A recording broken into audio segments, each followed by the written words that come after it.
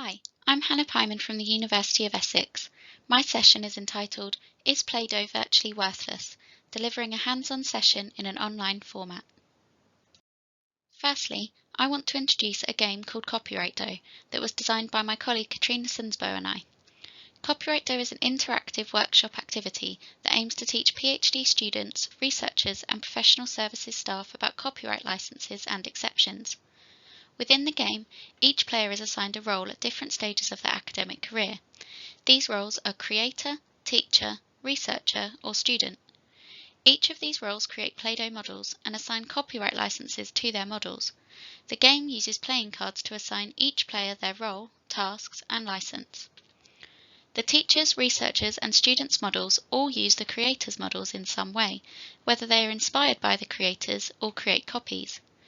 These models and their licenses, along with how the creator's model has been used, form the basis for a discussion around whether the use is okay or not okay based on copyright licenses and exceptions.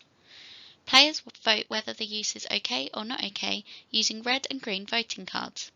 This allows everyone to express their initial opinion before discussion begins. So why did we create Copyright Dough? Copyright affects all stages of an academic career and is a crucial part of scholarly communication. But we needed Copyright Dough to be fun. We needed to get people in the door, as we found attendance to copyright sessions is often low. So we wanted to bring a more light-hearted approach to copyright teaching, and also aimed to make participants feel confident when discussing copyright and give participants a safe space to fail. Copyright Dough was finalised at the beginning of 2020, so just as we were ready to play it more with our students and take it to other institutions, the pandemic hit. We therefore had to design a new online version, but wanted to ensure we kept addressing our initial aims. In this new version, we use the interactive whiteboard on Zoom, which allows live drawing instead of creating Play-Doh models. This maintains the fun and creativity of the original game and keeps that icebreaker element that the Play-Doh brings. We send player packs via private message to participants in the chat. These packs include the role, license, and task cards. Doing this allows the element of surprise to remain in the game. It also maintains the role-play element of the game and enables a sense of escapism that brings more confidence in discussing different scenarios. We use a Zoom poll to allow participants to vote whether the outcome is okay or not okay, enabling us to still give everyone a voice even if they don't want to join in with discussions. On this slide, you can see some example drawings from a recent session we ran with PhD students and early career researchers. These were all created using the interactive whiteboard on Zoom. Players 1 and 6 were creators, and you can see players 3, 4 and 7 were tasked with different levels of being inspired by and copying the creators. Players 2 and 5 were creating individual drawings, but in player 2's case they actually wanted to use player 1's creation, but were too scared to in case of infringing copyright. Player 1's license would have allowed them to use their drawing with correct attribution, so you can see different elements of copyright decision-making are incorporated into the discussions.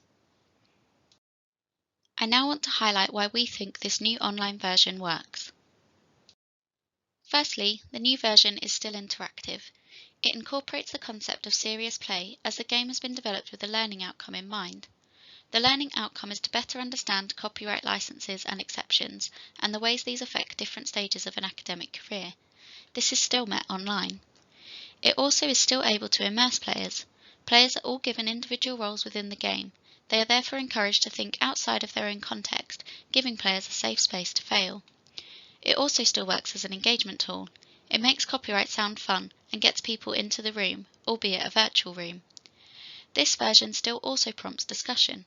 People have been shown to feel more free to discuss different contexts when there are characters involved, and we maintain this element.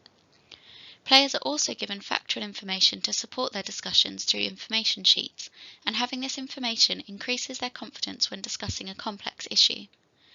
The OK and not OK poll also helps discussion, with these deliberately somewhat vague terms making it clear that copyright can be a grey area.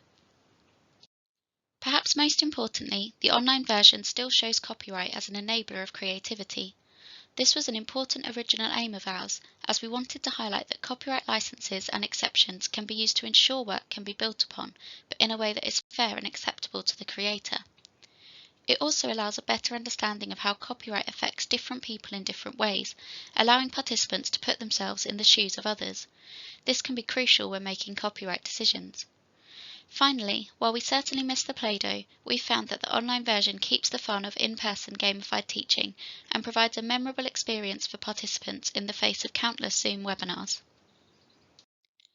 If you are interested in finding out more about Copyright Dough, all materials for the original game are available under a CC BY license on Figshare, and you can also read more about the development of the game in our project report in the Journal of Information Literacy.